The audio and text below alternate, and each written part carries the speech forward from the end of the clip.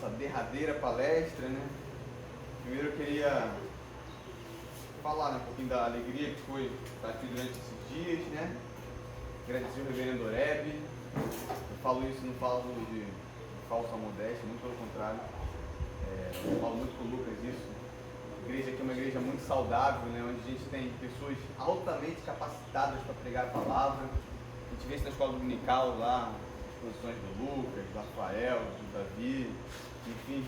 E para mim foi um privilégio realmente estar aqui durante esses dias. Poderia ter chamado N pessoas, né, muito mais capacitadas do que eu. E fico realmente lisonjeado com o convite que foi, né, passar esses dias com vocês aqui, esses 4 dias. Foi um momento realmente não só minha, mas para minha esposa também, de muita edificação, de muita alegria, aprendizado, né, de comunhão. E foi um privilégio realmente, né? Eu me sinto, para mim foi um desafio, né, fazer essa, nunca tinha feito isso, fazer quatro exposições, séries, enfim, foi algo bem desafiador, mas para mim foi muito importante também, porque gerou muito aprendizado para mim, pessoal. Eu espero que vocês também tenham sido abençoados através dessas palestras. Eu queria agradecer desde já ao reverendo Oreb, Simone, todos que estão aqui, João, Tristeza, os amigos que a gente fez e faz aqui, né? É uma honra. Agora só falta o Marcos assumir aí o Ministério do Louvor, o Ministro do Louvor.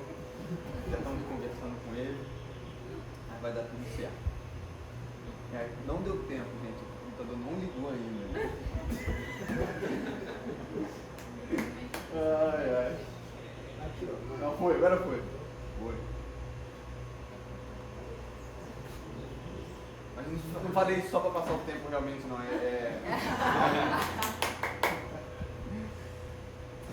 De coração, né? O pessoal já está meio que enjoado de mim também, né? Passei lá 3 semanas, né? O Davi falou assim, você hoje de novo? É o último, calma. Tá rindo, né, de mim? Agora foi. Quem está enjoado de mim, a gente vai estar lá no dia 28 também, falando... 27, né? 27. Então, ó, fiquem tranquilos. Foi. Bom, gente, nós falamos aqui, né, desde o primeiro dia, sobre a ideia dos mandatos, né? Mostrando como que isso se relacionou com a ideia do mandato espiritual, né? Mostrando como que Deus nos ordena a nos relacionarmos com Ele como indivíduos, né? Depois falando do mandato social, como Deus nos ordena relacionarmos com o próximo, com o semelhante. Falamos isso no nosso relacionamento com o Estado, né? Com o governo, demos alguns exemplos. E focamos na questão da família, isso no segundo dia. No terceiro dia, também conhecido como ontem, nós falamos sobre a continuação do mandato social, mas aplicado a uma ideia de eclesiologia, ou seja, a vida da igreja. Foi bem legal, a gente conseguiu desenvolver bastante pontos acerca da saúde da igreja, e o que tem sido bem interessante também é que a gente tem continuado com as exposições do reverendo Oreb à noite. No sábado também a gente conseguiu fazer, né, o reverendo Oreb e a Simone, foi domingo, perdão, fizeram aquela continuação lá falando sobre disciplinas familiares, né, filhos, enfim, uso da vara. Tem sido bem legal, porque tem gente que está sendo bem coeso, né? Não tem sido nada desconexo, isso é muito bacana. Hoje, né, eu costumo dizer que eu gosto, que é a área que eu mais gosto, que é a área do mandato cultural. Por que mais? Porque é a área que eu mais gosto? Porque é a área que eu trabalho, né? É a área que eu me envolvo mais. Para quem não sabe, eu sou músico, né? Trabalho com música, trompetista. A minha graduação é em trompete, né? Bacharel em trompete. Então eu estou envolvido com cultura, né? Com arte, essas coisas. É um campo bem complicado, bem tomado pelo relativismo. Em trompete não era chocalho, não? Não, chocalho não. Chocalho não sei nada. Principalmente chocalho infantil. Então é uma área complicada, é uma área bem pervertida pelo pecado, né? A gente estava comentando isso com alguém ali sobre a ideia de humanas, não lembro quem foi, né? Foi você, Lucas. Sobre humanas, né? Que a área de humanas está bem degradada, né? Entregue ao marxismo cultural, enfim. Então, a gente tratar de cultura, né, é fundamental para os nossos dias.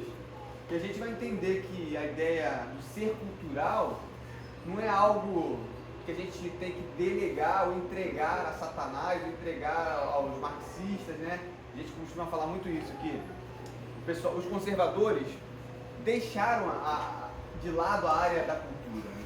Deixaram de lado a área da cultura e entregou isso aos marxistas.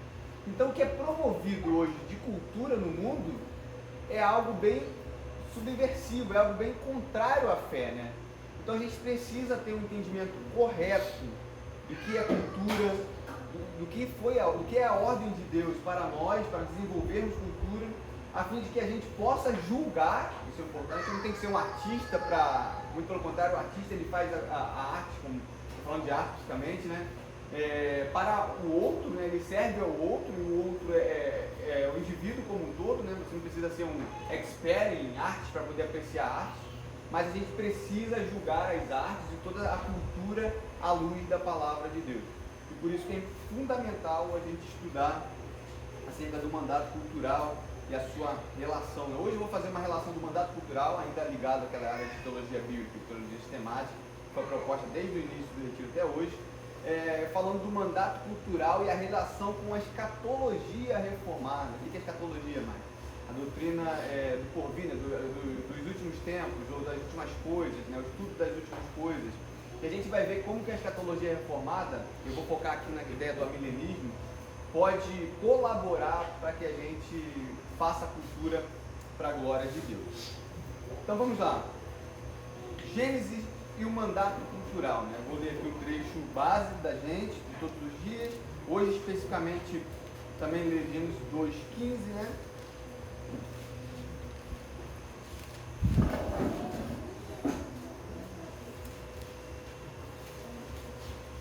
Gênesis 1:26.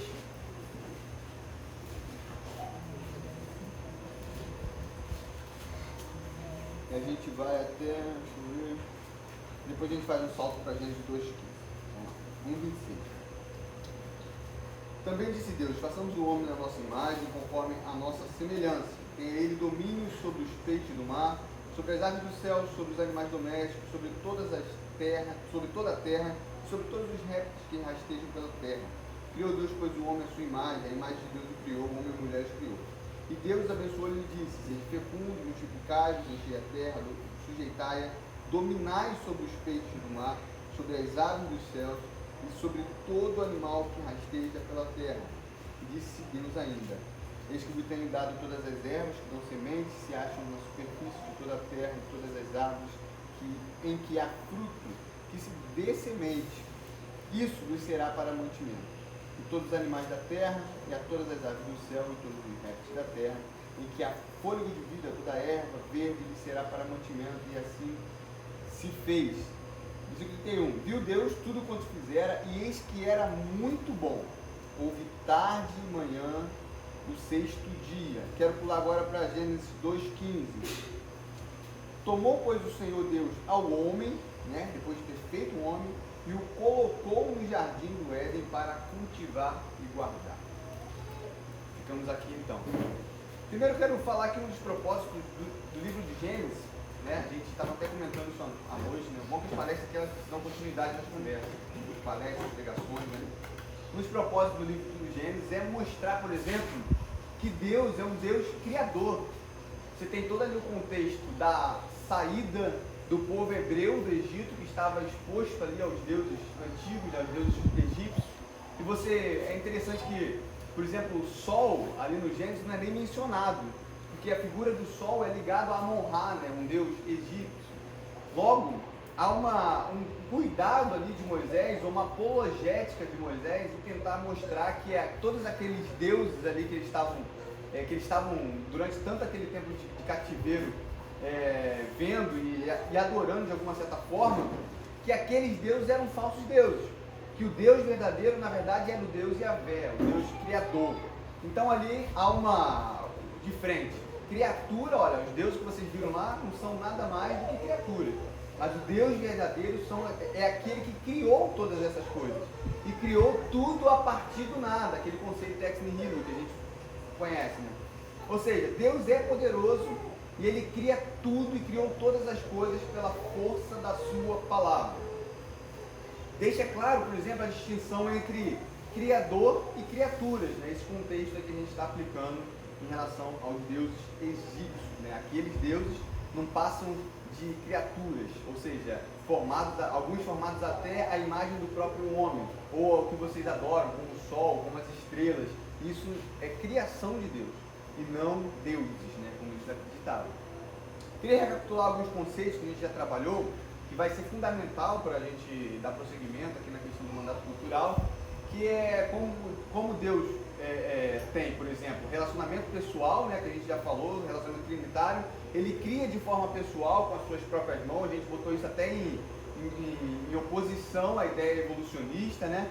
Ele coloca no homem o seu sopro, a sua vida, o chamado ruá, né, o seu espírito, e desta forma ele se tornou alma vivente, imago Dei, imagem do próprio Deus, né? Ele é coroa da criação, ele é distinto das demais criaturas e de maior valor.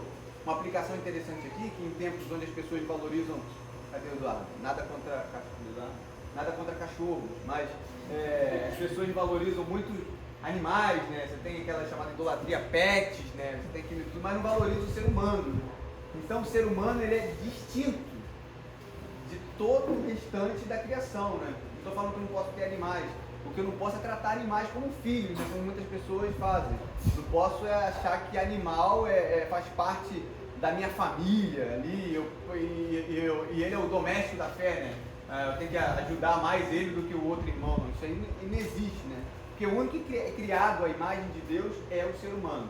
Isso mostra muito aquelas pessoas compadecidas de animais, né, que juntam um monte de animal dentro de casa, mas passa na frente do necessitado e atravessa a rua, né? É meio contraditório. O ser humano, que é a imagem de Deus, ela desvaloriza, mas o animalzinho tadinho, leva para casa. Até uma mãe a sogra de um colega, que ela até concorreu agora a eleição lá em São Gonçalo, que ela é conhecida fulano de tal, pet, né? Que ela juntava um monte, pegava o cachorro na rua, juntava para casa, levava para casa. Tinha o marido dela que estava querendo separar dela, porque ela tinha mais de 40 cachorros dentro de casa, não queria abdicar dos cachorros, era um negócio bizarro. Aí ela estava concorrendo na eleição e falou: sogra, quais são suas propostas aí para a nossa população? Não, para a população não tem nada não, eu quero mais que a população, o meu negócio são os cachorros. Ela teve 4 votos, né? Porque o cachorro não vota. Tinha que ter alguma coisa para as pessoas. Ou seja, o ser humano, ele é distinto da criação, né? E através do relacionamento, Deus dá instruções ou mandatos ao homem, que são mandatos espirituais, né? Mandato espiritual, social, cultural. Coisa que ele não faz com mais ninguém, né? Deus não faz isso com mais ninguém, não dá ordem ao restante da criação. Essas ordens que expressam relacionamento pessoal é dado somente ao ser humano, ao homem, né? O que é cultura, né? Quando a gente viu ali em Gênesis 2,15, quando Deus, depois de ter criado o homem, coloca ele no jardim do Éden para cultivar e guardar. O que é cultura? Vamos tentar definir cultura. Cultura é justamente a resposta do ser humano a esse mandato cultural. É aquilo que ele produz em obediência ou em relação àquilo que Deus ordena no cultivar e guardar o jardim. Ele foi colocado para cultivar, e cultivar ali você pode botar outro sinônimo de cavar, de arar a terra, né? Ou seja, produzir, de melhorar, de fazer aquilo o seu próprio campo de trabalho, né? E é justamente o desenvolvimento da criação de Deus. Deus criou todas as coisas, mas colocou o homem como um bom mordomo, com aquele que ia desenvolver a sua própria criação. Mas a gente leu aqui, é interessante, é meio curioso isso, né? Que Deus fez todas as coisas e viu que era bom. E o bom de Deus é bom mesmo. Não é um bom mais ou menos, né? Tem até no slide aí uma figurinha do Jardim do Éden, enfim. E se tudo que Deus fez era bom, o que o homem deveria fazer, por exemplo, para de alguma forma a criação pudesse melhorar? Parece algo estranho. Deus fez tudo bom. Será que o homem tem que fazer alguma coisa ainda para melhorar a criação de Deus? Sendo que o bom de Deus é perfeito? Parece algo estranho, né? Será que o bom de Deus não era suficiente? Né? Algo que pra gente é no mínimo curioso. Porém, e até coloquei no próximo slide a figura de um homem na rede, né? Tomando água de coco. Chegava um frio ali. Se Deus fez tudo bom, Adão deveria deitar em uma rede, pegar uns cocos, se divertir, descansar, curtir o jardim, né? Relax lá, de boa. Ó, musiquinha, pá, tranquilo, caipirinha para quem toma, enfim. Será que não seria isso? Relax ali, Deus fez tudo bom, será que eu preciso fazer mais alguma coisa para melhorar o bom de Deus? Né? Estranho, no mínimo estranho. A questão é, está aí no próximo, o trabalho, né? No bom de Deus já estava incluso o nosso trabalho. Já estava incluído fazer cultura, já estava incluído cultivar e guardar o jardim. Isso já faz parte do bom de Deus. O bom de Deus já tem espaço para o desenvolvimento do homem na criação de Deus. O fato de Deus ter um exemplo que eu acho interessante, que Deus, por exemplo, tenha feito 1 milhão de espécies de peixe. Ele poderia ter feito 1 trilhão, poderia ter feito infinito, poderia ter feito tudo. Quando ele descansa, ele viu que aquilo era bom, aqui é suficiente. Porém, o suficiente já está incluso ali o próprio desenvolvimento da criação de Deus para o homem. Tem espaço para o homem trabalhar, tem espaço para o homem cultivar, tem espaço para o homem desenvolver, tem espaço para o homem arar a terra e fazer com que frutos nasçam.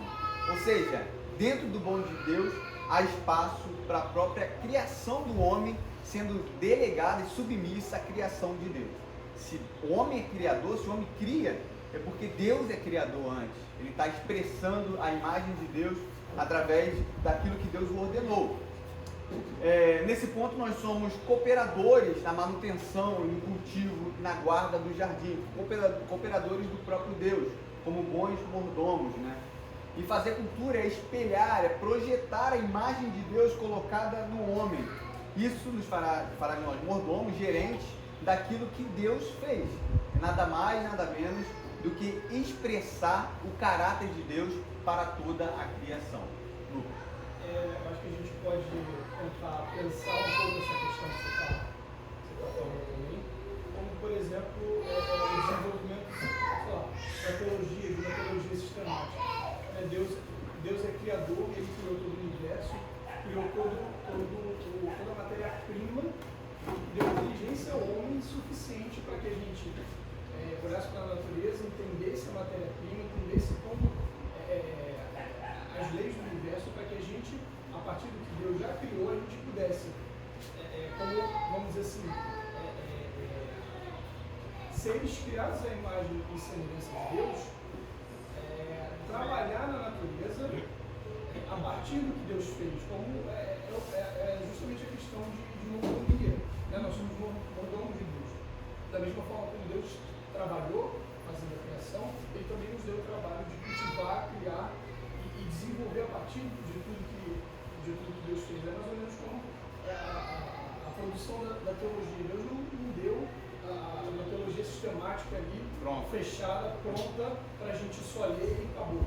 Né? Ele deu a sua palavra e a gente precisa estudar, precisa investigar, precisa trabalhar a partir daquilo que Deus criou, não está tudo ali regras explícitas e fechadas. Né? A gente tem a matéria-prima aqui e a partir disso a gente consegue desenvolver, estudar com as capacidades e com a matéria-prima que Deus deu.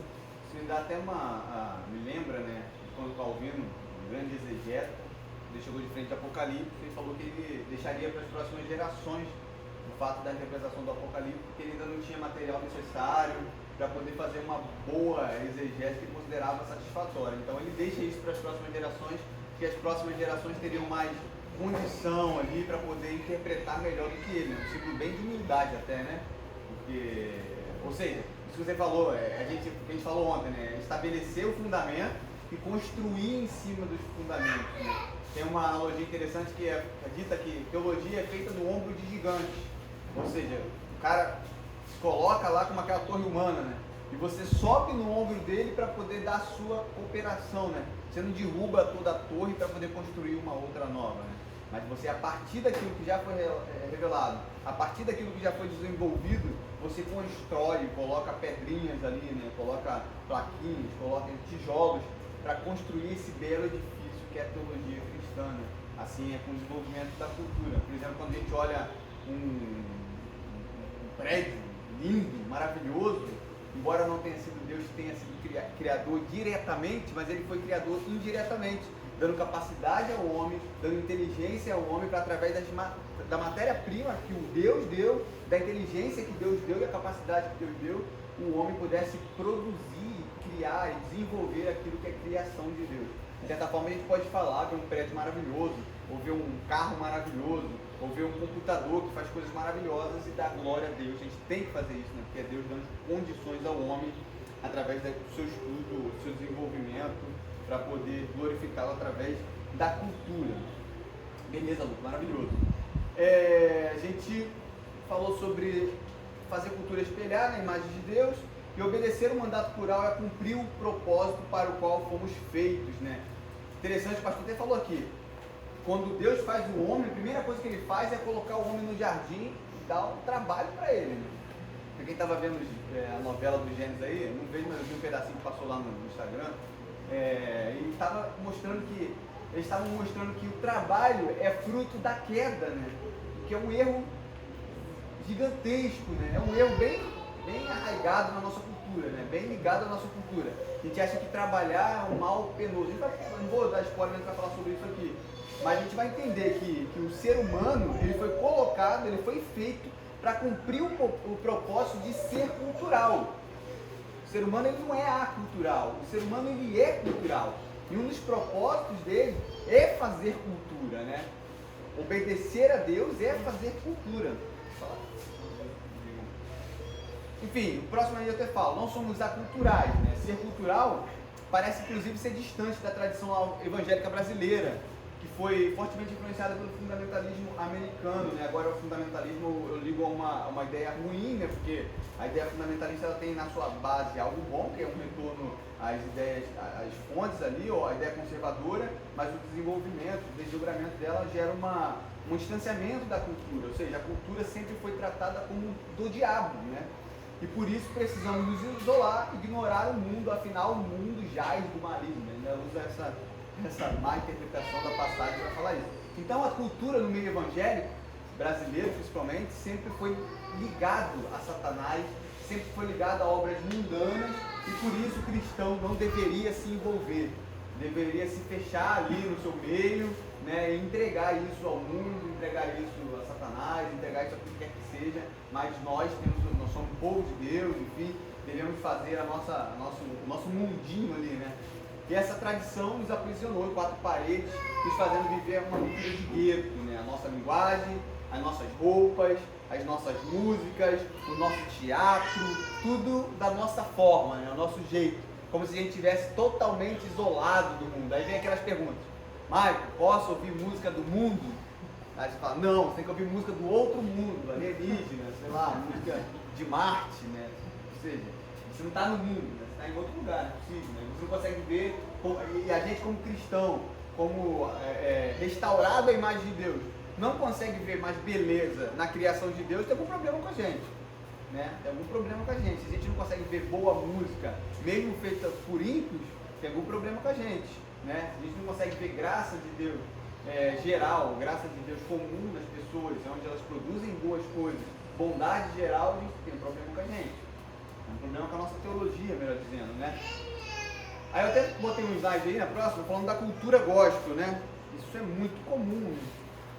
O Marcos do worship, que ele gosta do worship. A cultura gospel, é interessante a primeira imagem, aí não sei se vocês conseguem... Não, a segunda do Gospel Night, essa aí eu vou deixar especial. A primeira, a saia bela, sua moda evangélica. É muito interessante, tipo uma loja feita que vende roupas para pessoas que vão para a igreja, enfim, específico, né? Saia para a igreja. Eu tinha visto na internet, não essa saia bela, mas eu tinha visto moda gospel. Então, aqui está sua moda evangélica. Melhorou, né? Melhorou. Ali na frente da Universal tem várias lojas. Dessas assim, né? Tipo, específica, né? Para pessoas de outro mundo. Não faz muito sentido, né? Porque a gente precisa de aplicar os princípios bíblicos na hora de se vestir. Você não precisa de uma loja presbiteriana, né? Loja presbiteriana para me vender roupa presbiteriana. Eu, com os princípios que a Bíblia me dá, eu vou saber escolher aquilo que é decente, aquilo que é moderado, aquilo que não é vulgar, aquilo que é adequado para determinadas situações, porque a Bíblia me mostra isso, né? Eu não preciso de uma loja me vendendo roupa presbiteriana, roupa assembleiana, roupa, enfim. E a segunda aí que é do Gospel Nights, que foi um pouco muito famoso, né? Você tem aí, ó, você vê o cartaz, você vê um cartaz de chopada, daqui a pouco vai ter chopada agora, vai ter tudo aí. Aí tá aí, Mega Gospel Night, aí tem 2 ambientes, a festa, né? Aí tem o Vaguinho aí, enfim, MC Thiago Diogo, Marquinhos Gomes, né? Tem umas coisas, é lá pra tua casa, Irajá, Atlético Clube, né? E se você tem lá os patrocinadores, enfim, é realmente uma cultura gospel, uma cultura de gueto, né? Ah, vamos imitar o mundo. O mundo tem balada? Vamos fazer uma balada pra crente. O mundo tem carnaval gospel, né? Tem, olha, tem mesmo, né? Tem mesmo. Então a gente vai se moldando ao mundo. Quem falou isso comigo aqui também, da ideia, eu vou lembrando das coisas, você vai mudando a liturgia, né? Aquelas igrejas que tem várias liturgias.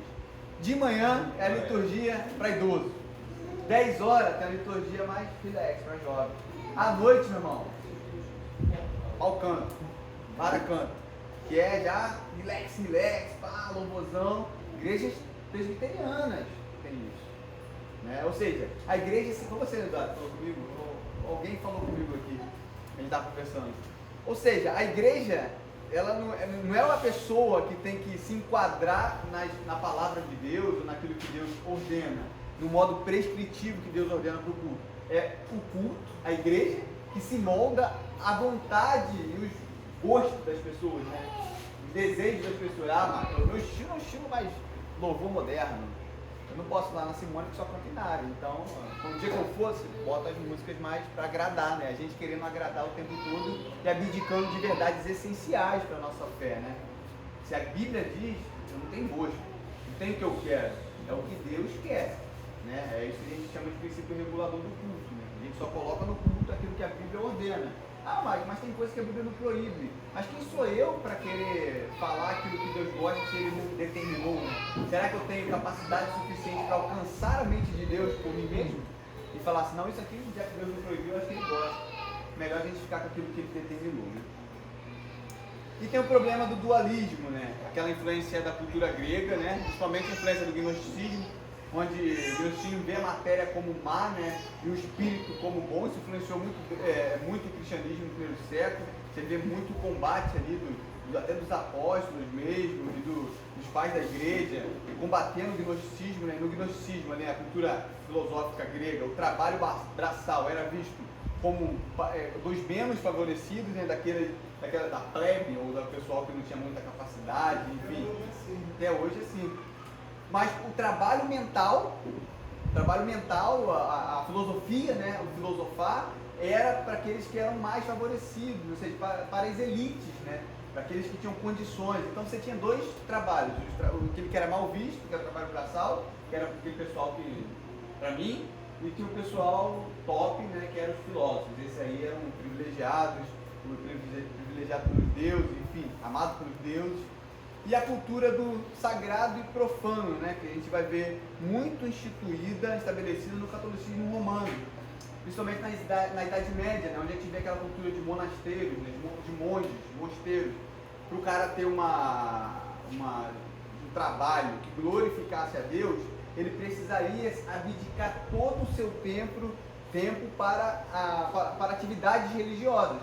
Por isso que ele ia para o mosteiro e ficava lá isolado aquele tempo todo, se dedicando somente a obras de caridade, abdicava de alimentos, enfim, de questões que pudesse chamar a carne. Ele ficava ali o tempo todo aprisionado naqueles mosteiros ali, né? Essa cultura do catolicismo. Logo, aquilo que era profano deveria ser rejeitado, aquilo que era domingo deveria ser rejeitado, ou pelo menos era mal visto, né? No mínimo mal visto. Isso influencia o nosso modo de pensar a relação entre cultura e cristianismo, né? Aí tem um desenvolvimento também, que é bem filosófico, bem da ideia de filosofia grega, que é dividir a vida em áreas, né? Em seções. Então eu tenho uma vida financeira, eu tenho uma vida acadêmica, eu tenho uma vida familiar, eu tenho uma vida quê? De várias coisas, né? E uma vida espiritual. E o espiritual, normalmente, é aquilo que é ligado à igreja. Aquilo que eu faço dentro da igreja. Essa é a minha vida espiritual. Ou a minha vida espiritual é ligada àquilo que eu faço na minha oração, na minha devocional. Porém, todo o restante que eu faço não tem a ver com espiritualidade. Então, tem vários segmentos.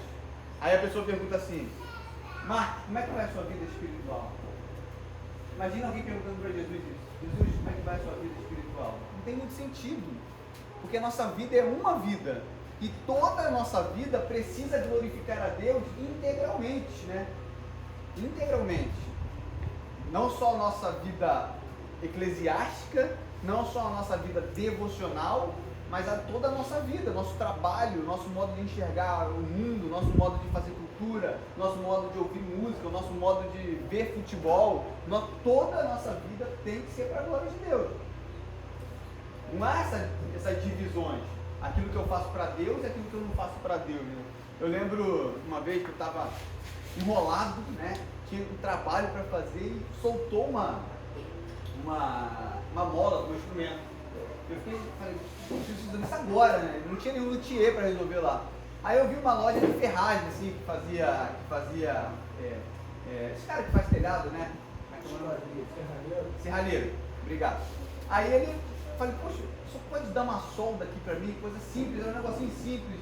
Ele, você é músico? Eu falei, sou e tal, que legal. Você é cristão? Eu falei, sou. Ele, que bênção, maravilhoso. Aí, você toca na igreja? Eu falei, não, no momento eu não estou tocando na igreja, né? A minha igreja não tem espaço para isso e tal, não tenho feito nada na igreja.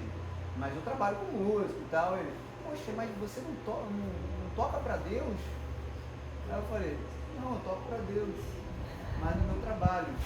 Aí ele, não, eu estou falando de tocar para Deus mesmo, para Deus, tá? Eu falei, mas no trabalho eu toco para Deus. Ele falou, não, no trabalho você toca para você. Eu falei, não, para mim não, eu toco lá para público, mas eu glorifico a Deus lá no meu trabalho, através da minha música. Eu estou glorificando a Deus, eu estou glorificando a quem?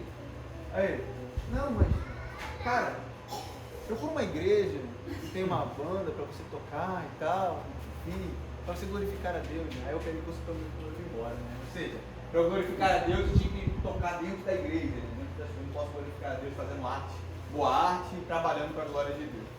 E isso parece algo bizarro, mas é muito arraigado à nossa cultura, né? Aquela ideia que a gente estava conversando ali agora, não despreze o seu talento, né? Como é que é? Não enterre seu talento, né? A gente vai ver como que a cultura de trabalho também mostra isso. Aí nós cristãos brasileiros entendemos bem. Eu acho que a segunda imagem não apareceu aí para vocês, mas para mim está aparecendo aqui que é um pessoal em cima da laje, assim, virando um concreto bravo, né? Que é agradar a Deus, culto, igreja, atividade religiosa, louvorzão, lá bonitão, tô agradando a Deus. Trabalho é mal necessário, única forma de conseguir dinheiro. Eu botei uma imagem aqui do pessoal, não tá aí pra vocês, não sei porquê, mas batendo uma laje bonita, assim, né? Então isso aí é um mal necessário, apenas para conseguir dinheiro. Eu agrado a Deus no culto, na igreja, né? Em atividade religiosa. É por isso até que a gente estava conversando antes, que tem muitas igrejas que tem atividade de segunda, terça, quarta, quinta, sexta, sábado, domingo, o dia todo, porque a pessoa quer agradar a Deus. Se ela não consegue agradar a Deus no trabalho, ela fica desenvolvendo atividades religiosas para que o coração dela se sinta em paz. Fala, Davi. Engraçado que o quarto mandamento não é só lembra-te do que tu sabe, mas 6 dias trabalharás. Então, isso é parte do mandamento. Você trabalhar nos outros dias é uma ordenança, e aí o 7º dia. A gente só lembra do 7º, né? Mas não lembra da ordem do trabalhar, né? Ou seja, é a lei de proporcionalidade. 6 dias nós trabalhamos, faz parte do mandamento, produzimos cultura, o homem foi colocado para cultivar o jardim, aí dentro das funções, o marido para prover, a mulher para ser auxiliadora, para cuidar da casa, das crianças, enfim. Isso aí é mandamento, quarto mandamento. O último dia, no caso, o 7º dia, o Shabat, para dedicação exclusiva ao Senhor, ali no sentido de relacionamento com o Senhor através da congregação dos santos, enfim, mas a outra parte também é dedicação ao Senhor, também é glorificação ao Senhor, né? Não é assim, os 6 dias você não me glorifica, um dia você me glorifica, isso aí não existe. Aí eu até usei aqui no próximo que é, eu digo que é o versículo que eu mais, não é que eu mais gosto da Bíblia toda, mas que eu mais identifico, né? Que é, portanto, que a comadre que bebais ou façais qualquer outra coisa, fazer tudo para a glória de Deus, né? E comer e beber é atividade simples, mas que denota aquilo que é essencial para a nossa vida, né? Comer e beber são coisas que a gente faz cotidianamente, né? Às vezes sem pensar, ninguém pensa, hoje eu estou comendo uma comida, eu vou colocar o garfo na comida, eu vou levar não sei quantos graus, eu vou fazer isso para que eu vou mastigar 34 vezes para que a comida seja bem digerida, e aí ninguém pensa, isso faz naturalmente. Você pega água e bebe, você pega a comida e come, mas se você deixar de comer e deixar de beber, você vai sentir, porque vai ser vital para o seu corpo. Porém, atividades básicas como comer e beber tem que ser para a glória de Deus. Logo, todas as outras coisas que estão ao redor essas atividades básicas, também tem que ser para a glória de Deus. Ou seja, tudo que vocês fizerem, façam para a glória de Deus. Porque só há uma opção: ou você faz tudo para a glória de Deus, ou você divide a glória de Deus com a outra glória. E isso a gente sabe que Deus não admite, né? Dividir a sua glória com ninguém. Aqui eu já falei, né? Se nosso trabalho não estamos servindo a Deus, estamos servindo a quem? Isso é uma pergunta importante. Muitos cristãos têm vivido sob o reinado de dois senhores, né? Ou do mundo, no trabalho, entretenimento, alimentação, ou seja, todas essas áreas da vida eu vejo como do mundo, e ali eu posso fazer o que quiser, não tem lei, não tem nada, enfim. E o reinado da igreja, aí é atividade como ir à própria igreja, oração, enfim, atividades eclesiásticas, religiosas, isso é de Deus. Mateus 6,24 é bem claro, onde é dito que nós não podemos servir a dois senhores, ou nós agradaremos a um e aborreceremos a outro, né? Não tem como agradar os dois ao mesmo tempo. O Senhor tem que ser Senhor da nossa vida por inteiro. Né? E a salvação não é apenas da alma, né? Mas do homem inteiro, inclusive do seu corpo. Às vezes a gente, essa ideia gnóstica fica na gente, né? E acha que atividades que envolvem o corpo, né? Coisas ruins, né? Coisas que não são de agrado a Deus.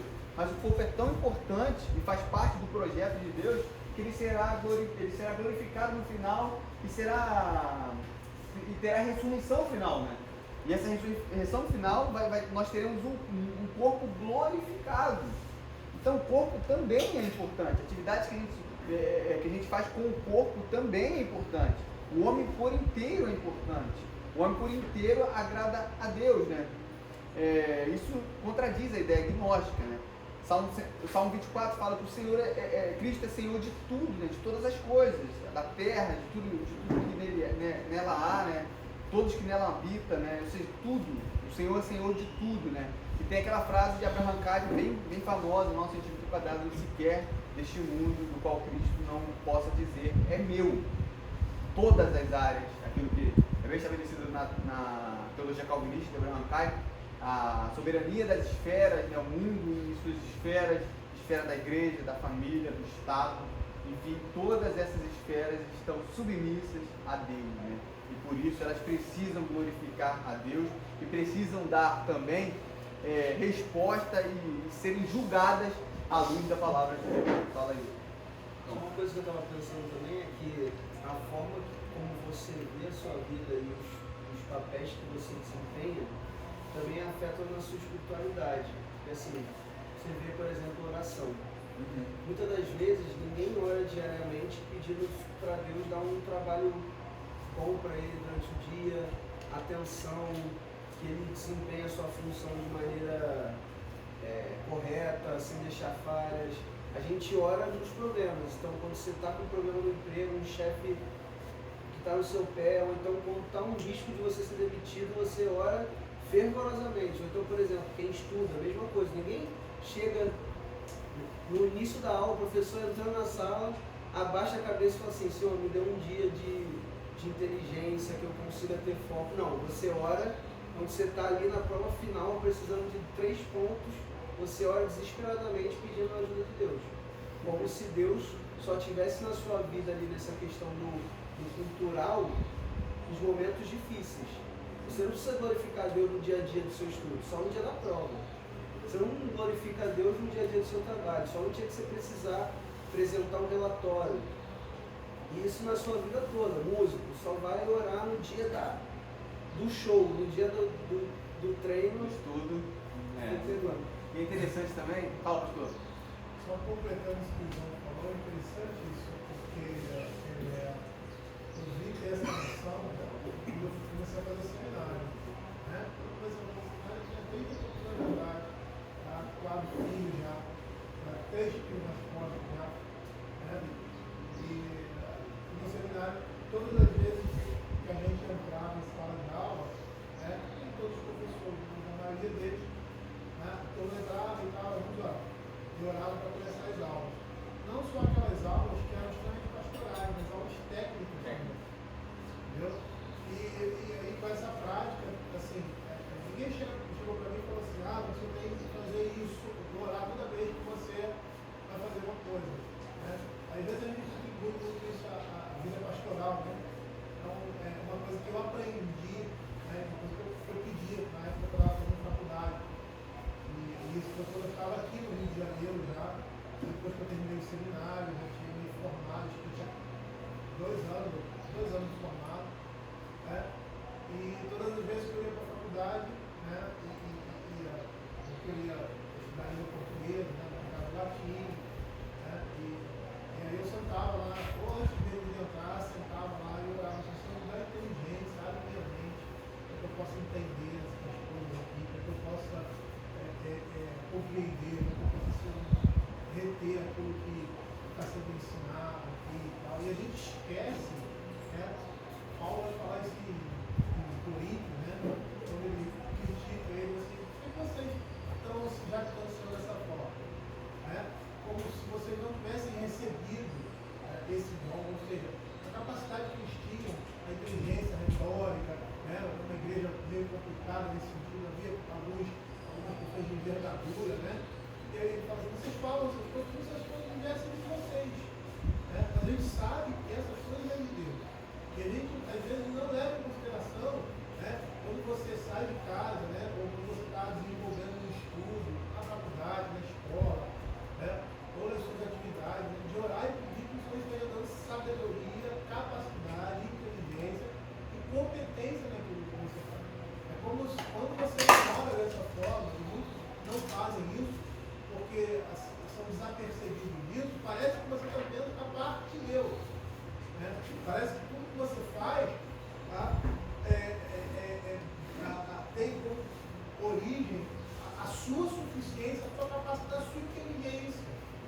Você não sabe que nas mínimas coisas que nós fazemos, né, nós dependemos de Deus. Né? Nas mínimas coisas que nós produzimos no nosso trabalho, entendeu? Se Deus não nos estiver dando perspicácia, né? Eu sempre trabalhei com tradução, né?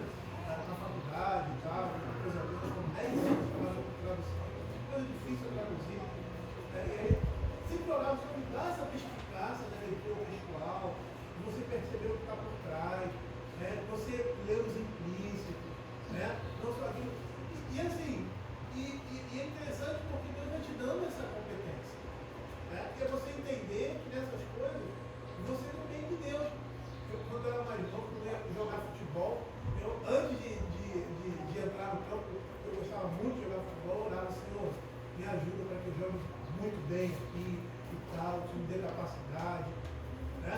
Então, assim, algo que a gente perdeu completamente é entender que quando a palavra de Deus diz que Cristo é suficiente em tudo para nós somos necessitados em Deus de tudo, é lógico que está relacionado à nossa vida espiritual no sentido da nossa comunhão com Deus, nossa comunhão com o nosso próximo, a nossa vida de santidade, mas não só isso, tá? Mas tudo que você faz depende exclusivamente dele. O nosso sucesso, a capacidade, né? Tudo depende dele e deve ser lançado em oração. Né? Perfeito, pastor. Maravilhoso, ou seja, é a questão da dependência, né, realmente, de Deus. Por outro lado, também, me vem à cabeça também aquelas pessoas que falam assim, eu quero louvar a Deus. Aí você tem o meu trabalho, né, quero glorificar a Deus no meu trabalho. Eu reúno a galera lá no meu trabalho, faço um culto de manhã, abro a palavra, a gente prega, não estou falando que isso é ruim em si mesmo, mas acham que glorificar a Deus no trabalho é você fazer o culto de manhã. Né? Eu conheço muita gente que faz isso e o Deus só fica no culto ali. Acabou o culto, acabou glorificar a Deus, porque aí o jeito que você desempenha o trabalho, você não quer dar o melhor de você, você não se submete ao seu chefe como se fosse ao Senhor, você não produz o seu melhor, você não busca aperfeiçoar o seu trabalho, você tenta dar jeitinhos ali para fazer negócios fraudulentos, ou seja, questões desde de modo como você trabalha até a sua moralidade estão totalmente comprometidas. Mas se eu fiz um culto de manhã e li a palavra lá, está tudo certo, estou glorificando a Deus no meu trabalho. Não tem nada a ver. Isso é misturar uma esfera com a outra, né? A esfera do culto, a esfera da igreja com a esfera do trabalho. Como diria Lutero, quando o sapateiro perguntou para ele lá, né, como que ele faria para agradar a Deus, faça o seu melhor sapato e venda a um preço justo, né? Não tenta extorquir de ninguém e produza a sua melhor obra de arte. Logo, para nós glorificarmos a Deus no nosso trabalho, é claro, se você tem a oportunidade de ouvir os irmãos lá e fazer uma devocional de manhã, ok, mas isso na prática não é glorificar a Deus no seu trabalho. Glorificar a Deus no seu trabalho é cultivar o jardim, arar a terra e produzir. E fazer isso não como se fosse aos homens, né? Mas como se a Deus fosse, realmente se dedicar ao melhor. E ter a consciência, né, que o pastor falou, que Deus que dá a capacidade em cada ponto para nós desenvolvermos o nosso melhor. Porque tudo vem dele, né? Tudo vem dele. Aí eu botei no próximo slide aí, Cristo muda, por exemplo, a nossa forma de enxergar o mundo, né? Nossa cosmovisão, né? Algo bem colocado, a lente, né, que é colocada nos nossos olhos, né, ou o óculos colocado, né, para que a gente possa enxergar através desses óculos, que é permeado pela Sagrada Escritura, que é regido pela Sagrada Escritura, e é dessa forma que a gente vai enxergar o mundo e todas as coisas, né. Então, isso tem que ser moldado pela nossa cosmovisão cristã através da Escritura Sagrada. Efeito de uma nova visão de mundo, né, nós enxergamos a beleza da criação e damos glória ao Criador, né. E esse passo que a gente comentou de enxergar na criatura, na graça comum, a beleza de Deus, a criação de Deus e a glória de Deus. A gente passa a enxergar o mundo na ótica de Deus, de acordo com as Escrituras, e o mundo passa a ser levado dentro da perspectiva da criação, da queda, da redenção e consumação. Esses pontos aqui, esse quadripé aqui é interessante, porque todo ser humano possui essa ideia intrínseca, essa ideia de que as coisas foram criadas boas, né? Até a gente chama mãe natureza, mas houve alguma coisa que ninguém sabe explicar que deu ruim no processo. Não sei, tem pessoa que fala que é o homem, o problema é o homem. O homem é fogo, ele está até certo, não é o homem. Aí todo mundo tem ideia de redenção. Aí o pessoal ligado à educação falam, só a educação vai salvar o mundo.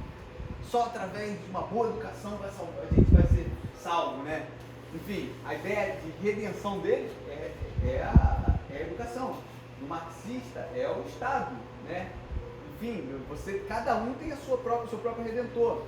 E a gente sabe que esse redentor, seja ele qual for, vai nos levar a um local de perfeição, né? O marxismo fala que no final vai ser tudo perfeito, né? Vai ser igual ao nosso futebol ali, que não tem juiz, não tem nada, mas todo mundo, ó, a linha perfeita, saiu, o pessoal fala, opa, saiu a bola, não tem nada, tá perfeito, é um mundo perfeito, né? Não tem pecado, todo mundo sabe o que tem que fazer, né? Por si só.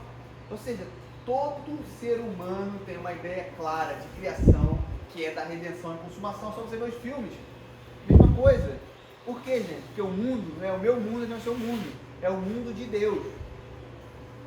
O homem não é o homem do homem, mas é o homem de Deus. Isso está arraigado no ser humano, né? Está intrínseco ao ser humano. É aquilo que a gente chamou no primeiro dia de revelação geral, né? Imediata, né? Colocada no coração do homem. Enxergamos o bem existente no mundo e como a graça comum de Deus age ao refrear a maldade humana, possibilitando que o homem ainda expresse o seu caráter, mesmo de forma limitada. Com a perspectiva correta da queda, passamos a entender que o bem que existe em nós vem de Deus, né? Pois de outra forma teríamos potencialidade de ser tão maus e perversos quanto o maior assassino deste mundo. E passamos a enxergar todas as coisas que fazemos como oportunidade de servir a Deus e servir ao próximo com os nossos dons e talentos, seja na igreja, seja na família ou seja no trabalho. Cada área dessa eu estarei servindo a Deus, servindo ao próximo, né?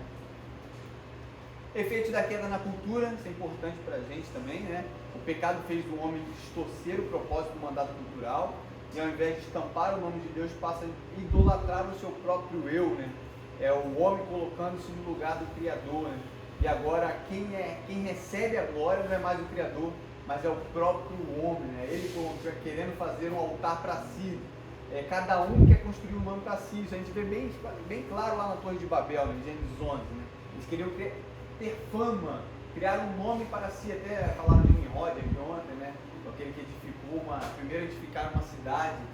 O intuito do ser humano caído é glorificar a qualquer outra pessoa que não seja o Deus Criador, né? E a nossa cultura passa a ser corrupta, uma cópia mal feita daquilo que Deus fez, né?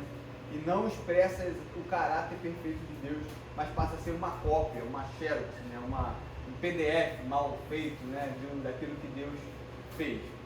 Isso tira qualquer possibilidade, por exemplo, isso é importante, né? De neutralidade cultural. Ou ela expressa o caráter de Deus, ou ela expressa uma idolatria. Isso é importante porque quando a gente vê algumas pessoas defendendo, por exemplo, tribo indígena, né? Aí falam assim, não, porque você faz parte da cultura deles, você não pode ir lá mudar a religião deles ou querer pregar para eles, porque você está ferindo naquilo que eles sempre foram, na sua cultura, do seu jeito, né? Você não pode desenvolver, você não pode dar uma educação, você não pode dar cultura, não pode dar nada, porque eles sempre foram assim, como se a cultura fosse santa, né, em si mesma, fosse sagrada em si mesma. Logo eu não posso julgá-la, né? Se eles matam filhos lá que nascem com problemas, com deficiência, eu não posso julgar, faz parte da cultura deles, né? Eu tenho que respeitar e, na verdade, incentivar essa cultura, intervir o menos possível. Ou seja, admite-se uma neutralidade cultural, mas isso é impossível, neutralidade cultural, porque ela vai expressar sempre uma cosmovisão, sempre um modo de pensar o mundo, e esse modo sempre será denegrido, né, ou afetado pela queda. A queda afetou todas as áreas da ser-humanidade, né, o homem todo, né? É como as festas juninas, né? Sim. E já ouvi vários pastores defenderem, né? É algo da nossa cultura. Sim, mas o nome festa junina pode ser um sinônimo de festa de São Pedro, São João. É uma festa idólatra, mas faz parte da cultura. Então tá tudo bem, né? A gente dá uma melhorada nela, né? A gente não adora ninguém, é uma gospel. Joanina. Né? Mas a justificativa. A justificativa é essa, né? Porque é cultural, é a cultura brasileira. É interessante você perceber, né, no desdobro da identidade, é que na realidade essa festa junina é cultural, os elementos são culturais. Você tem lá o milho, pamonha, né? Essas coisas são culturais, né? A própria dança da família, né? A família ali representa o quê? Representa o pessoal do interior, né? Aquela coisa toda e tal. Só que o que tem tudo isso? Está dedicado a quem? A mesma coisa que o apóstolo Paulo fala em 1 Coríntios. Está dedicado a quem? A deuses que não são deuses. Aí para você, não, vamos jogar isso fora, né? Então, vamos fazer aqui na igreja. Nessa época do ano, né? Então, vamos botar festa do milho, festa do milho. É igualzinho, só mudou o nome. Aí quem olha de fora, como eu já vi, às vezes eu passei numa igreja que fazia isso, botava até bandeirinha. E a igreja evangélica, mas não foi festa junina, eu acho que é muito boa. Não é festa junina. Mas É um pecado que é o que? A aparência do mal. A aparência do mal é pecado. A aparência do mal é pecado. E às vezes não é nem a aparência do mal, é o próprio mal mesmo. Ele nem disfarça em relação à questão de ser algo religioso. E é uma coisa meio hipócrita, né? Você não pode alterar a cultura dos índios, mas você tem que alterar a cultura cristã. Então, não, a visão que você tem de família, isso tem que ser mudado. Essa cultura precisa ser mudada, né? O casamento precisa ser mudado. É judaico-cristão. É patriarcado e tal. Então, assim, a cultura não pode ser tocada, a menos que ela seja cristã. Não, o engraçado é que assim, você não pode tocar na cultura do índio. Aí você vê índio de carro, de iPhone, cobrando pedágio, cobrando verdade. recebendo O vacina. próprio índio absorve coisa entre aspas, da cultura do branco e a gente não pode, de certa forma, influenciar. Eu tinha um índio que tinha tribo ali, né? Que quando deu aquele problema do Maracanã, queriam desapropriar ali. Museu do Índio, Casa do Índio. Era um prédio que eles invadiram. Abandonado, né? Que eles invadiram, eu falei, pô, agora a tribo tem obra e tem prédio. Não, que os índios sempre tiveram ali, mas é um prédio, gente. O índio sempre teve no prédio, faz outra obra. coisa, assim, abrindo um parênteses com relação a isso, já que você está falando sobre isso, né? Fala-se da extinção dos índios, né? E, vamos preservar e tal, e aquela coisa toda, né? Aí fala que os Estados Unidos, os americanos destruíram, né, os índios lá, e aquela coisa toda. É interessante que o nosso povo, o mundo, de uma maneira geral, é a fusão de várias culturas. Sim. Né? Quer dizer, o índio deixa de ser índio, não vai deixar de ser índio, porque ele vai começar a miscigenar, né? E vai, a partir daí, né, vai se fundir com aquela cultura. No caso, o nosso caso. No caso do pai, a minha avó, do pai do pai, a mãe dela vivia em aldeia. Era indígena. Né? Então você tem aí, né, por parte de mãe, eu tinha a minha avó, o pai de mãe era um lado. Né? Aí você tem aí uma miscigenação completa. E você tem tanto nessa pessoa, o sangue, né, de índio, um sangue de, vamos dizer assim, afro, né, ou negro, e você tem sangue branco. Você vai dizer o que é? Né? Quer dizer, esse tipo de coisa não se sustenta. E demais até tem a pena, né? Deixa o índio no ar-condicionado, gente. Pô, Coitado, né? nem não quer, né? Não pode mudar a cultura dele, tem que Carrinho. viver ali na terra, tem que viver na oca. Gosto muito do índio, então vou deixar ele preso aqui, não pode, né? Eu só dava comida. E é interessante também que a cultura ela vai estar sempre ligada à moralidade. Não tem como dissociar uma coisa da outra, como não tem como dissociar a moralidade de qualquer outra esfera da ação humana. Então, quando você tenta dar uma roupagem pura a um determinado tipo de cultura, né? Como meu pai citou aqui, né? Como os índios nativos americanos praticamente foram extintos, etc. Quando você vai olhar as práticas desses caras, muitas vezes eles tinham ali no meio canibalismo, estupro como uma prática habitual, permitida e até incentivada. Até a Damares é conhecida com isso, né? Idolatria, pedofilia, assim, coisas Perversas. bizarras, É. perversas, um nível de podridão absurdo. E aí você critica, né, uma cultura por subjugar uma outra cultura, que é uma cultura extremamente perversa e diabólica. Né? Então você está mesmo que não seja intenção, eu acho que é intenção sim, você está dando aval para um nível de moralidade extremamente baixo em relação à moralidade verdadeira que vem da palavra de Deus. Fala, doutor. Complementando o que o Marcos falou, a gente vive num mundo de marxismo cultural e comunismo dominante. E eles têm a própria ideia de criação, que é a redenção do juízo. Né? A criação sendo aquele tempo onde a humanidade não havia família, as pessoas relacionavam-se entre si, então ninguém sabia quem era o filho de quem, nem mulher de quem, não existia isso. Então todos eram filhos de todos. E ali todos, era essa a ideia deles, né? A criação, todos tinham o bem comum. Aí veio o pecado, né? Como figura, que foi a criação da família, da religião, da propriedade privada. Então a redenção é destruir exatamente a família. Então nós somos os ímpios que no final, no juízo final deles, devem ser extintos, né? O patriarcado, a religião, né? E o conservadorismo. Então é por isso que sempre vai se defender todo tipo de subcultura imoral e sempre vai destacar. Porque por mais que há sim uma diferença cultural, né? Por mais que diga que existe uma cultura superior à outra, claro que existe. A solução que eles arrumam para isso é um sincretismo entre método científico, alguns preceitos religiosos e o próprio relativismo. Então eles não têm nenhuma solução racional para isso.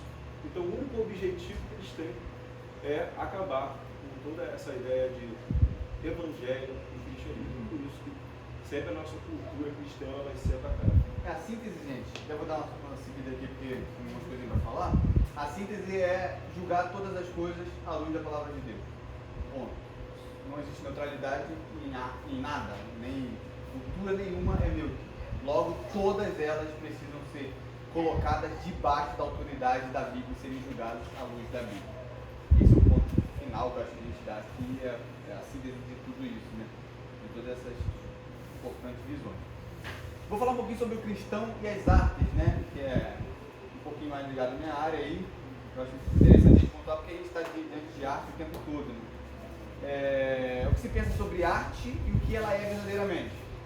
Primeiro, as pessoas definem arte como uma expressão subjetiva do indivíduo, onde ele expressa a realidade da sua maneira.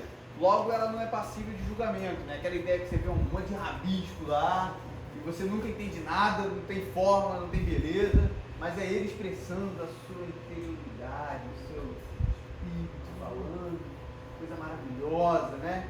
Não tem expressão de beleza nenhuma, mas você não pode julgar isso porque é ele se expressando, todo mundo se expressa.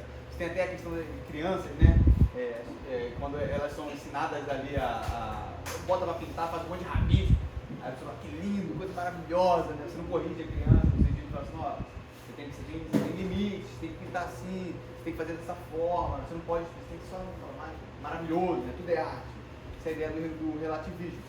E esse conceito é equivocado porque toda expressão artística expressa uma cosmovisão, querendo ou não. Você pode até falar assim, não vou botar cosmovisão nenhuma aqui, vou fazer um negócio, vai ter uma cosmovisão lá, é possível, né?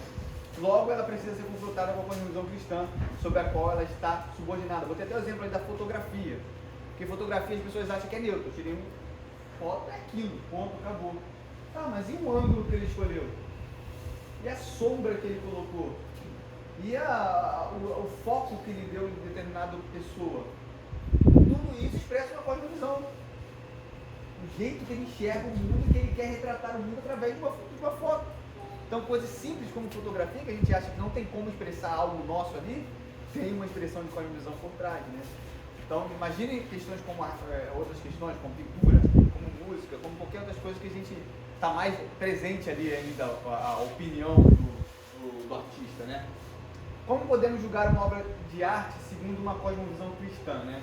O Francis Schaeffer fala no livro dele, A Arte e a Bíblia, né? Fala de 4 padrões que nós podemos utilizar para julgar uma obra de arte. Primeiro é a questão da excelência técnica, né? Ou seja, aquilo voltando à ideia lá do sapateiro Lutero. Para ser bom, para ser bem visto à luz da Bíblia, primeiro tem que ser bom e bem feito, né? Isso requer estudo e dedicação, trabalho árduo. Ou seja, a primeira coisa é ter excelência técnica. Isso a gente vê, por exemplo, na questão musical, né? O cara que toca às vezes na igreja, toca mal, ou não tira as músicas, ou não se esmera em fazer aquilo bem, da melhor forma possível. Logo isso não mostra que aquele cara ali, só porque está tocando na igreja, louva mais a Deus do que um bom artista, né? Alguém que desenvolva bem aquilo musicalmente. Primeira coisa para ser para Deus é ser bom e ser bem feito. E para isso vai precisar de estudo e dedicação, tempo, vai precisar de arar a terra, cavar a terra, né? Trabalho físico mesmo. O segundo ponto é que essa obra de arte precisa ter validade. Mede, por exemplo, a honestidade artística do pintor, né? ou do próprio artista, né? Você vai ver, por exemplo, na questão se o artista é honesto consigo mesmo ou faz apenas por dinheiro ou para ser aceito, né? Qual é o comprometimento artístico que aquela pessoa está tendo com a sua obra de arte? Ou será que ele faz isso apenas para vender? Ou faz isso apenas para... Não estou falando que ganhar dinheiro é errado, não é isso. Mas qual é o fim primário? É apenas mercadológico? É apenas para atrair pessoas, né? A gente vê isso, por exemplo, a gente pode colocar a pregação também como o estilo, como ela é montada, a parte de exposição bíblica, até como uma obra de arte. Mas o pregador, quando está pregando, qual é o intuito dele? Apenas trazer pessoas através daquilo que ele está pregando, ou tem uma cosmovisão ali bem estabelecida e uma validade honesta por trás daquilo, que é pregar a palavra de Deus? Então você tem essa questão da validade, como que o cara é honesto com a sua própria obra de arte, ou será que ele está fazendo apenas com outros fins secundários, né? O conteúdo intelectual que essa obra de arte expressa, ou seja, a cosmovisão que ela está sendo comunicada, essa cosmovisão ela precisa ser julgada pela cosmovisão cristã, né? Qual é o princípio que está sendo falado ali, qual é o princípio que está sendo adotado, o que está sendo transmitido. Esse princípio tem que estar sendo julgado à luz da cosmovisão cristã. E a integração entre conteúdo e veículo, né? Isso é interessante porque, como a gente fala, por exemplo, isso diz respeito ao jeito que o artista, por exemplo, adequou a forma ao conteúdo transmitido. Ou seja, a sua cosmovisão, quanto ela está conexa em relação às duas coisas. Por exemplo, quando a gente transmite uma cosmovisão através de uma boa forma, né, uma boa obra de arte, no caso daquelas mentiras que o marxismo prega. Se eu pego isso através das belas músicas de Caetano Veloso, ou das belas músicas de Djavan, das boas harmonias, né? Eu faço um filme mostrando imoralidade e apresentando essa moralidade como uma coisa bonita. Isso é bem recebido. Isso é mais fácil de ser assimilado. As pessoas, elas veem que maravilhoso, que canção linda. E a mensagem que está sendo transmitida é uma mensagem subversiva, né? Uma mensagem errada, uma mensagem contrária a essa atitude. Mas ela é aceita. Você vê na mídia, por exemplo, quando é falado um monte de fake news, um monte de coisa, mas o cara fala sério, fala bonito, com boas palavras eloquentes, né? Bem colocado, verso a verso ali, seu português perfeito. A própria questão da homossexualidade, Sim. que é mostrada como algo bom, não como realmente a lei que é usada para apresentar isso, é um veículo distorsivo, né? Não que seja televisão, rádio, sei lá o que. Distorcido, não, aí não seria o veículo propriamente dito, mas a forma como se expressa. Olha que relacionamento bonito, sim. Olha que legal, a mocinha aí largou o mocinho e tal, foi ver uma paixão fora do matrimônio. Coisa linda, né? Um filho que nasceu fora do casamento, entendeu?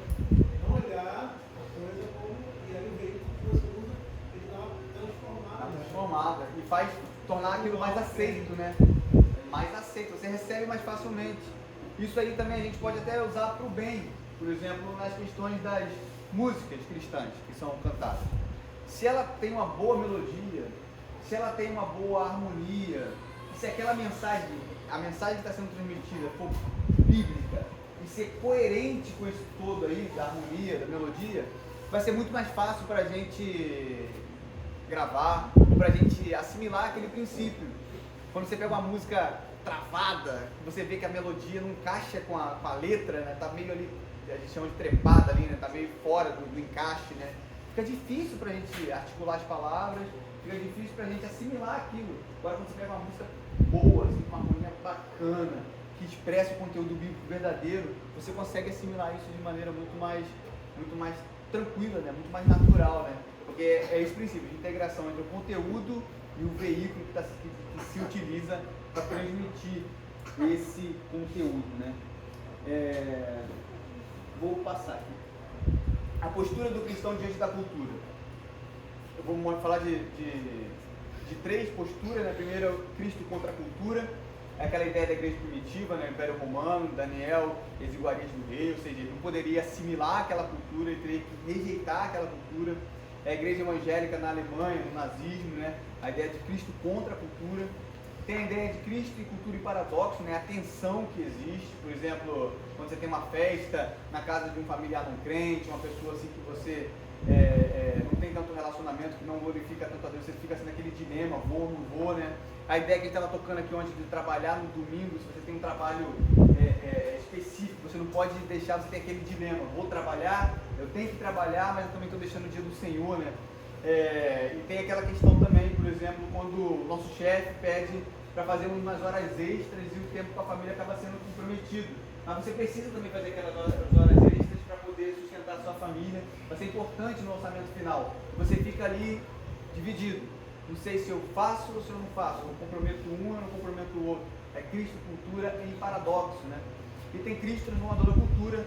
A ideia, por exemplo, de Esté ali, utilizando a sua influência, né, para que os hebreus ali não fossem mortos, né, e isso é mudando a cultura local. A ideia de sermos luz do mundo, a ideia de sermos luzeiros também, né. Você tem ali aspecto positivo, como engajamento com a cultura, nosso envolvimento, a ideia de transformar a cultura, mas também um aspecto negativo da expectativa utópica desse mundo, né. Então esses três princípios, eles são estabelecidos. A ideia é qual postura dessas são mais adequadas. Todas elas possuem bases bíblicas, né? A gente vai precisar ali utilizar a cosmovisão cristã para saber que hora que eu preciso rejeitar completamente a cultura, eu não tenho conversa ali, que hora que eu vou ter que entrar em paradoxo e ver qual é a melhor postura que eu vou ter de acordo com o momento à luz da Bíblia, e qual a hora que eu vou poder transformar a cultura, redimir a cultura para a glória de Deus, né? É o que a gente chama de 3 R's de resposta à cultura. Às vezes a gente recebe, outras a gente vai redimir e outras a gente vai ter que rejeitar a cultura, né? Isso é interessante. Aí eu vou só terminar aqui, bem rapidamente, porque o tempo já nem tem tempo mais, né? Não, nem olha. Eu vou terminar, porque a ideia era falar um pouquinho sobre a relação disso com a escatologia reformada, mostrando como que uma escatologia milenista, por exemplo, onde nós somos chamados de pessimistas, nos faz nos envolver com a cultura, né? Como que a gente pode estabelecer isso? E aí a gente falou de escatologia, o estudo das últimas coisas, né? E embora muita gente encare a escatologia como apenas uma previsão do futuro, ela diz muito sobre o presente, né? Sobre a esperança do porvir, como a gente vive essa vida de uma forma alegre, sabendo que todo pranto e toda dor vai cessar. E ela nos dá senso de que somos forasteiros neste mundo e coloca a nossa esperança na obra redentora de Cristo, naquilo que Cristo fez, está fazendo e fará de uma forma completa na sua completude, né? na sua glorificação final. Aí eu quero colocar só alguns posicionamentos mais comuns acerca do milênio, porque a ideia como nós enxergamos o milênio dentro de escatologia é aquilo que é chamado de chave hermenêutica, né? Porque o jeito que eu entendo o milênio dentro da teologia escatológica vai me fazer mudar o todo da interpretação da Bíblia. Normalmente, por exemplo, um pré-milenista vai entender Israel como mais literal para os dias, as promessas de Israel como mais literal para o dia futuro. Um cara que é mais amilenista, normalmente ele vai ter uma tendência a ser aliancista, né? Uma teologia mais presbiteriana, mais contínua, mais continuada, né? Dos aspectos gerais de Israel e igreja, né? O cara que é pós-milenista, a gente vai ver aqui, tem uma tendência a aplicar as leis judaicas ao contexto atuais, né? Até vou botar aqui algumas diferenças. Pré-milenismo histórico, a leitura linear e cronológica do Apocalipse, né? O Apocalipse ele como uma leitura cronológica, uma sucessão de fatos. Logo eles vão interpretar o milênio como literal, em um tempo de 1000 anos que se iniciará após a segunda vinda de Cristo e o aprisionamento de Satanás. A partir daí Cristo reinará com... É estranho porque vai ter pessoas ressurretas, vai ter pessoas que conseguiram ali safar da tribulação, vai ter muita coisa ali diferente, né? É um pouco distinto, mas se você interpretar o Apocalipse de forma linear, você vai enxergar dessa forma, uma forma pré-milenista. Tem o pré-milenismo dispensacionalista, né? Esse é bem mais bizarro, ao meu ver, que surgiu no século XIX, e tem aquele posicionamento de 7 dispensações, né?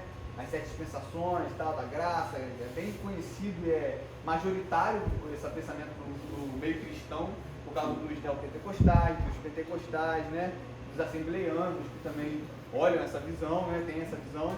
Tem bastante semelhança com o ponto de vista histórico, porém enxerga a primeira ressurreição, lá em Apocalipse 26, como para um grupo específico, né? Aqueles que foram martirizados, não no tempo da história da vida toda, mas na grande tribulação. Né? Esses vão ter uma ressurreição especial. Como é que o pré-milenismo dispensacionalista ficou conhecido no Brasil? Aí tem a série, a maior veículo de comunicação do dispensacionalismo no Brasil, que é a série Deixado para Trás, né?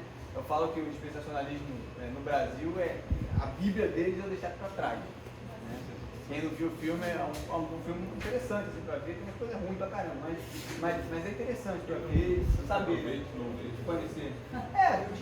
Se você quer ver como que o dispensacionalismo chegou no Brasil, você vê o filme. E a Bíblia de Stuart Scofield, né, que também ficou também, os estudos ali são bem ligados a essa ideia dispensacionalista. Posicionamentos mais comuns, agora no meio reformado, acerca do milênio, que é o pós-milenismo, né, e o amilenismo. Eu coloquei os dois em fileira para a gente comparar. O pós-milenismo, o milênio, começará quando o evangelho for pregado a todas as nações e vai ter ali um avanço de moralidade, as pessoas vão começar, a partir da pregação do evangelho, a viverem bem umas com as outras, vai ter um avanço em tecnologia no mundo, as pessoas vão... Vai ser quase o céu da terra ali mesmo, e ali o milênio é estabelecido, né? Na verdade, o milênio, ele como é que é?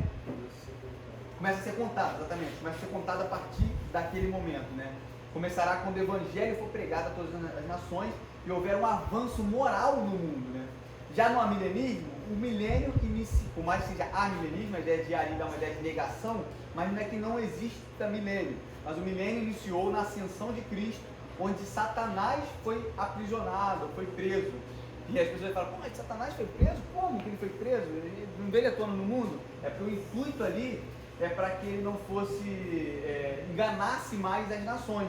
Enganar as nações está ligado à pregação do Evangelho, né? A pregação do Evangelho. Lembre-se que antes, você quer falar? Antes Israel era a detentora, né? O povo sobre o qual a revelação foi dada a eles. A partir de Pentecostes, né, você vê uma ordem expressa a ir a todo mundo, né, pregar o Evangelho. Isso só foi possível por causa a partir daquele momento, da ascensão de Cristo. Satanás foi aprisionado e ele não pode mais enganar as nações, e eles podem agora ouvir o Evangelho. Lembra do milagre ali em Pentecostes? Eles podem ouvir o Evangelho nas suas próprias línguas, e agora eles podem ser salvos através da pregação da palavra. Eu ia falar que foi limitação, ele foi limitado. Foi limitado, isso aí. E o pós-milenismo, ele sofreu um bate com a guerra, né? Ele estava toda a sociedade melhorando, evoluindo, aí quando veio a guerra, acabou com o pós-milenismo. Ele era uma posição até majoritária no meio reformado, né? E ele incentivou muitos missionários. Exatamente. Essa visão. Porque você tinha um boom ali no século XIX, né? Tecnologia, avanço da ciência, você tinha a ideia também da Revolução Industrial, dando mais dinheiro às pessoas, mais produção de riquezas no mundo, enfim, o modo como as pessoas viviam no século XIX, século XX, já era um modo muito acima, muito superior daquilo que era feito no restante da era, do tempo deste mundo. Logo, quando vem as guerras, é uma banho de água fria, né? Porque acaba com tudo, você vê bomba atômica, o mundo está meio se acabando mais, e isso aí acaba derrubando um pouco o posicionamento pós-milenista, né? Aí fala aí, ó, no pós-milenismo haverá uma melhora no mundo, uma visão mais otimista acerca deste mundo. No amilenismo, o milênio se encerrará com a tortura de Satanás, o aparecimento do anticristo e um período grande de perseguição à igreja, chamado Grande Tribulação.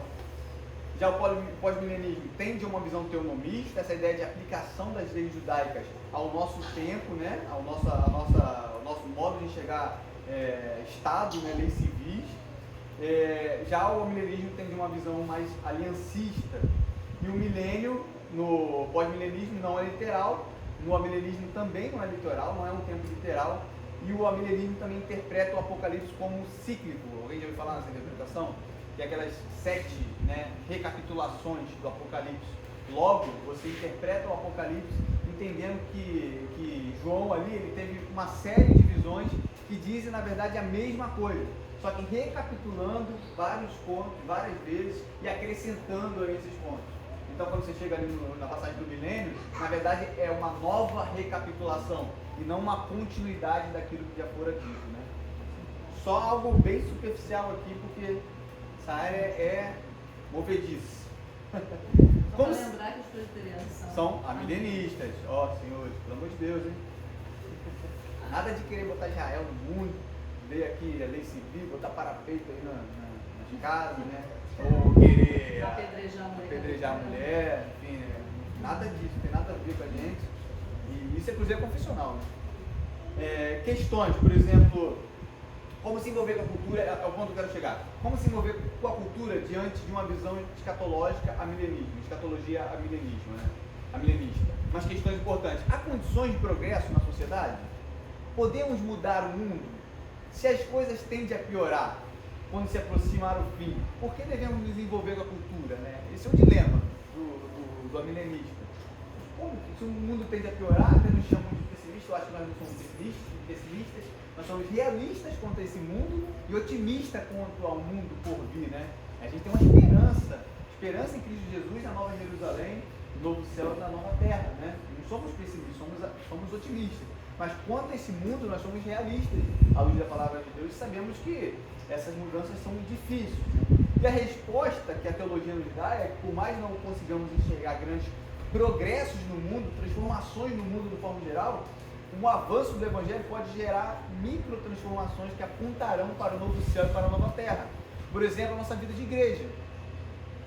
Quando a gente vive em igreja de forma saudável, o nosso relacionamento aqui já aponta para o novo céu e para a nova terra.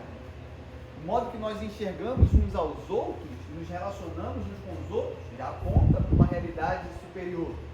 Né? O modo como a igreja é inserida dentro daquele bairro, evangeliza aquele bairro, pode gerar pequenas transformações a ponto daquele bairro, daquela cidade, ser uma referência dentro das suas condições de fazer leis, de interpretar a circunstância à luz da palavra de Deus, como grandes nações já foram, né? O próprio Estados Unidos, quando na sua Carta Magna, que tem totalmente influência puritana, né?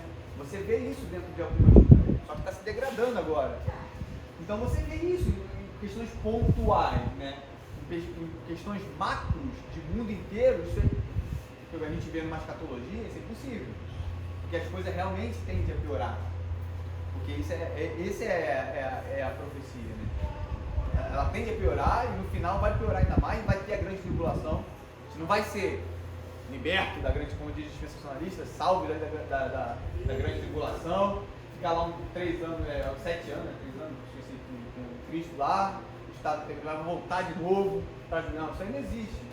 Você vai ver que vai piorar, mas pequenas mudanças podem acontecer através da pregação do Evangelho, seja na área da família, seja na área do bairro, de uma cidade, numa escola, no modo de enxergar enfim, todas as áreas da vida, né? A gente pode gerar pequenas mudanças. E o nosso objetivo não é mudar o mundo, gente. A gente não tem esperança contra este mundo, mas espelhar a imagem de Deus neste mundo, a fim de que o nome do Senhor seja glorificado e outras pessoas possam ser conduzidas a Cristo, né? A gente espelha Cristo neste mundo e através das nossas ações mais pessoas serão levadas à família de Deus, apontando ainda mais para o novo céu e para a nova terra. Porque somente desenvolvendo a cultura, né? A gente pode ter a pergunta, porque somente desenvolvendo a cultura cumpriremos com o propósito de glorificar a Deus em todas as nossas ações, sendo verdadeiro imagodeio. Por que nós temos que desenvolver a cultura? Primeiro, porque Deus manda. Então, isso já deve ser uma boa razão para nós. Deus manda a gente se envolver com a cultura. Mas a gente sabe que a gente não tem esperança neste mundo. Mas é através da nossa ação de desenvolver a cultura que Deus vai ser glorificado e nós seremos verdadeiramente imagem dele. Pronto. Conclusão. Mais meia hora. Né? Fazer pequenas aplicações aqui que eu acho importantes para nós.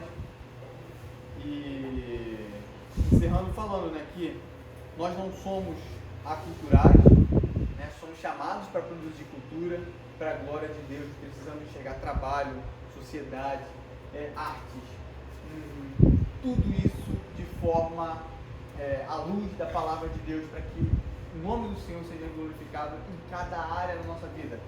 Tem uma ideia de trabalho que é muito perniciosa, que é muito problemática, que é trabalhar apenas para o sextou, né? Apenas para o sextou. Lembrei, eu estava falando disso com alguém, se eu não anotei, mas se eu lembrar, eu vou falar. A gente trabalha esperando a sexta-feira, trabalha com o mal ali o tempo todo e só no fim de semana, né? Só para sexta-feira, mas não entende que cada ação nossa de segunda a sexta-feira tem que ser ações que glorificam a Deus, onde nós tenhamos prazer no trabalho, prazer em desenvolver o trabalho, é claro, tendo a plena consciência de que aquilo exigirá suor do nosso rosto, né? A penalidade que Deus dá ali não é trabalhar, mas é perder propósito no trabalho. É achar que a gente está colocando num saco furado. Essa é a penalidade. Porém, isso, para nós cristãos, tem que ser revertido, tem que ser mudado, tem que ser transformado. A gente já tem uma concepção, a mente de Cristo, e a gente sabe que Deus é glorificado no nosso trabalho. E nós precisaremos desenvolver trabalho para a glória de Deus, que é onde nós estejamos, né? Isso também tira a ideia de que existam trabalhos mais dignos e menos dignos, ou que uma dona de casa não pode glorificar a Deus e para isso a mulher tem que ter uma carreira genial para ser valorizada. Mas uma simples dona de casa, uma pessoa que varre a sua casa e cuida da família, glorifica tanto a Deus como o melhor empresário desta terra que ganha o maior dinheiro. No sentido, claro, bom, né? Não fazendo falcatrua, enfim, mas o cara que produz a melhor coisa neste mundo e mais importante para esse mundo glorifica tanto a Deus quanto um simples sapateiro. Não existe trabalhos que glorificam mais e trabalhos que glorificam menos a Deus. O que glorifica a Deus é trabalhar. Isso também me leva à mente aquelas pessoas que querem trabalhar, estão à procura de emprego, né?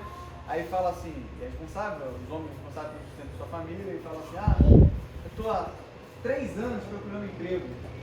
Você está procurando aonde? Não, estou procurando na minha área. Eu sou técnico específico de parafusos, de não sei o quê, aquela questão ali. Pô, mas você já tentou em outras áreas? Não, eu na área, sou profissional nessa área. Mas como é que está essa área? Está ruim, está problemática? Não, mas eu só faço isso. Mas você não é chamado para fazer só aquilo, você é chamado para trabalhar. Logo, o sustento da minha família eu tenho que fazer trabalhando. Mas eu sou músico, mas tem trabalho na área da música? Você está conseguindo trabalho na área da música?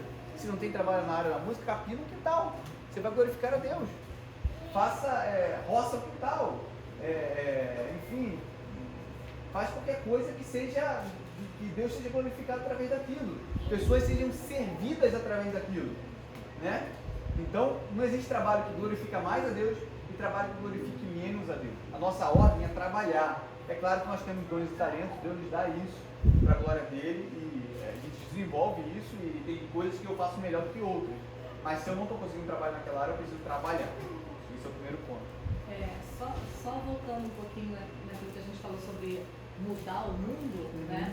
A gente precisa ter ideia de que por mais que a gente, vivendo a nossa vida em todas as esferas para a glória de Deus biblicamente, a gente não vai mudar o mundo, né? Mas vai mudar pequenas situações, tem a questão também do juízo de Deus que está sendo estampado pelo mundo, né? Então a sua família, vivendo de forma santa, você criando seus filhos, sendo submissa ao seu marido, não vai transformar o mundo, né? Mas vai ser um espelho para a família vizinha que não vive assim, de como Deus quer que viva. Isso vai servir de juízo. Então a gente está produzindo, né? Deus está sendo glorificado com o juízo que vai ser exercido na vida dessas pessoas por causa do nosso bom trabalho, da nossa boa visita, da nossa palavra.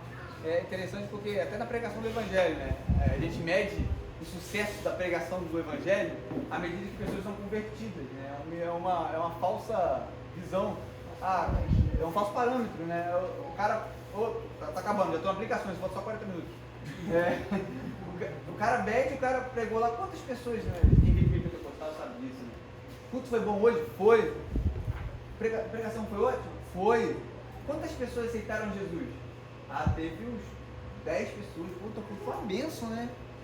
Uai, o culto foi bom hoje? O pessoal sabe, né? Quantas pessoas aceitaram Jesus hoje? Não teve ninguém. Então a pregação não foi muito boa não, né? Então, foi boa. Ou seja, o sucesso da pregação, o sucesso do pregador está em quantas pessoas se converteram, mas esquece que a palavra ela é de 2 gumes, né? Ela tanto salva quanto ela condena, né? Ela está cumprindo a sua função. Quando você prega, ela está cumprindo a sua função de qualquer forma. Ou ela condena, ela acumula juízo, né, para o não salvo, ou ela salva o eleito, né? É isso que a Simone falou aí dessa ideia. O nosso modo de fazer cultura serve como exemplo para aquelas pessoas que não fazem a luz da glória de Deus e vão ser julgadas por isso, porque elas tiveram referências e não fizeram porque não quiseram, né? Porque não quis. Ok, pessoal? Estou acabando aqui, todas as áreas da nossa vida, trabalho, culto, família, entendimento, precisam glorificar a Deus. E assim como teve trabalho antes da queda, esse é o ponto importante. Assim como teve trabalho antes da queda, haverá trabalho no novo céu e na nova terra, na nova Jerusalém. Deus fez um jardim, né? Colocou o homem para cultivar esse jardim. E esse jardim, você teve a criação, a queda, enfim, a redenção, aponta não mais para um jardim, mas para uma cidade. Né? E a gente tem uma ideia de céu muito ruim, muito fraca. Eu tinha essa ideia. Eu achava que céu era ficar lá monótono, cantando.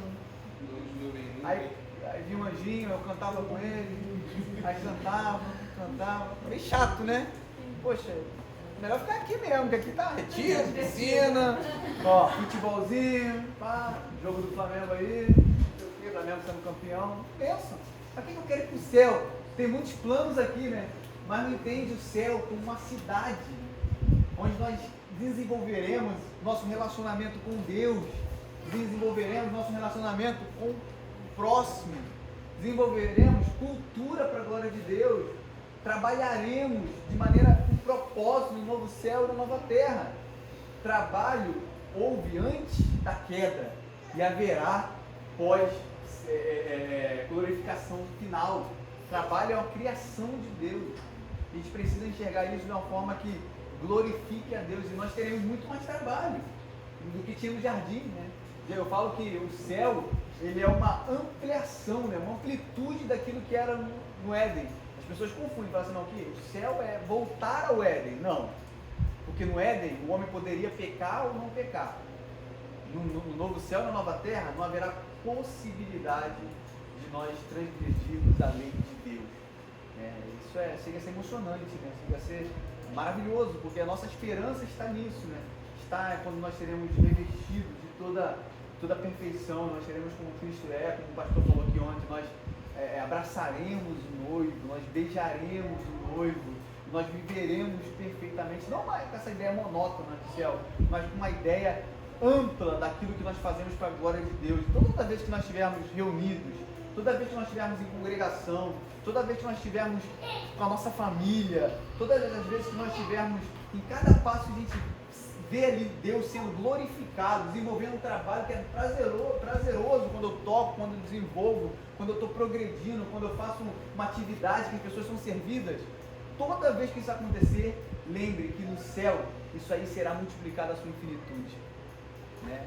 Isso muda a nossa concepção de céu, muda a nossa concepção de enxergar o porvir e de esperança no porvir, e de não colocar a nossa esperança nessa terra caída, né?